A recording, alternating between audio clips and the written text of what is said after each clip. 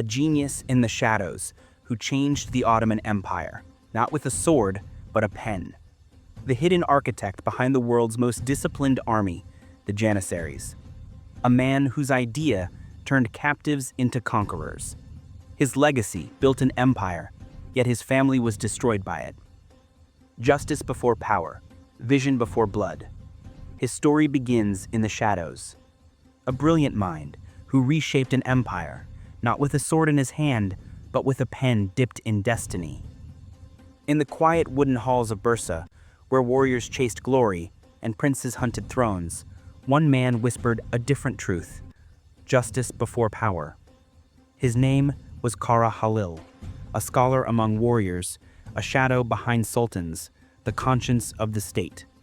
Beneath his calm, he planted the roots of a dangerous idea, a seed that would turn the children of distant worlds into the undefeatable pillars of Ottoman power.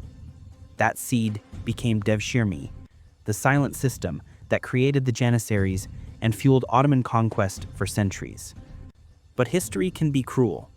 While Kara Halil rose in honor, guiding sultans and shaping imperial law, it was his own grandson, Chandarli Halil Kasha, who would face the empire's wrath and be executed under Mehmed the Conqueror. A legacy built on justice, ending in betrayal. So why did the empire strike its own pillar? And how did Kara Halil's vision outlive even the sultans he served? The year was the mid-13th century. The Ottoman state was still young, a frontier principality balancing between chaos and promise.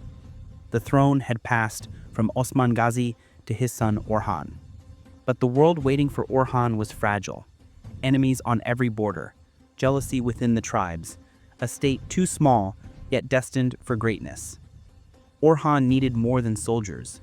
He needed order. He needed vision. He needed someone who could tame a wild warrior tribe and turn it into an empire. That man came from a quiet village near Iznik called Chandrali. No one knew that from this modest soil would rise a dynasty of scholars and statesmen who would guide the empire for centuries. And at its beginning stood Kara Halil. He wasn't born to command armies, he was born to understand them. He grew up among scholars and married into the family of Sheikh Edeb Ali, tying him to the spiritual heart of Osman Ghazi's legacy. There he absorbed not just law, but purpose. When word reached Orhan Ghazi about a judge who balanced steel with scripture, he summoned him. Orhan called Kara Halil the brain of the state. He said a sword without justice is nothing but a blade. Halil became a Qadi, a traveling judge who rode with the army. He settled disputes among soldiers, making sure the laws of Allah moved with the march of war.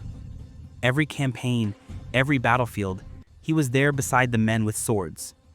Gradually, the warriors learned the power of a state isn't in its cavalry, it's in its discipline.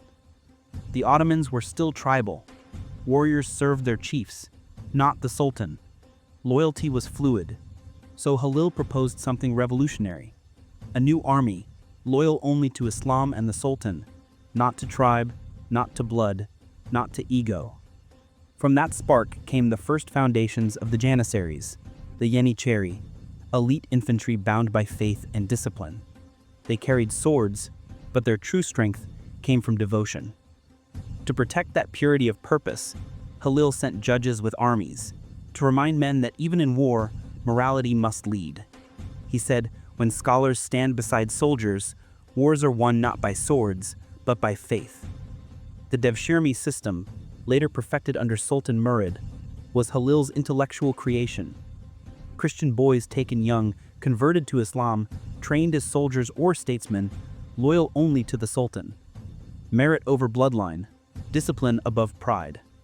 It was Halil's quiet revolution. Under his guidance, the Ottoman state transformed. He reformed the treasury, the judiciary, the army's discipline, the relationship between mosque and state, and the entire administration. He believed the pen and the sword must walk side by side. He empowered scholars, placing the ulama next to rulers, creating a new philosophy of governance. Power is legitimate only when guided by knowledge. While Orhan expanded the borders, Halil built the structure. He was the architect of a state designed to outlive its leaders. His brilliance echoed long after his death. His descendants, Ali Pasha, Ibrahim Pasha, and others, served the empire for 200 years as grand viziers, judges, and advisors. They became the pen of the empire, balancing the sword of Osman. Their family grew so powerful, it rivaled even the Ottoman royals. And power, as always, circles back on itself. Series often call him the first Grand Vizier, but history tells a subtler story. Under Orhan, Halil served as advisor, judge, and spiritual guide. The formal title, Sadrazam, Grand Vizier, would come later under Sultan Mehmed I. Halil was the first to shape the office before it even officially existed. In 1387, during a campaign in Macedonia, in the city of Sarai Dishtashi, the guiding mind of the empire fell not to intrigue or blood feud, but to time itself. Even the guardians of empire must return to Allah. He was brought home to Chandrali. There, among olive trees and quiet mosques, the humble scholar rests.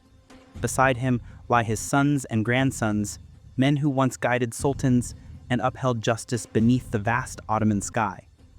Visitors say his tomb carries a strange serenity, as if the man still whispers, "Justice first." His dynasty thrived for centuries, until Mehmed II. His great-grandson, Chandarli Halil Pasha II, stood at the gates of Constantinople. He advised caution, negotiation, not attack. But history does not wait for those who fear greatness.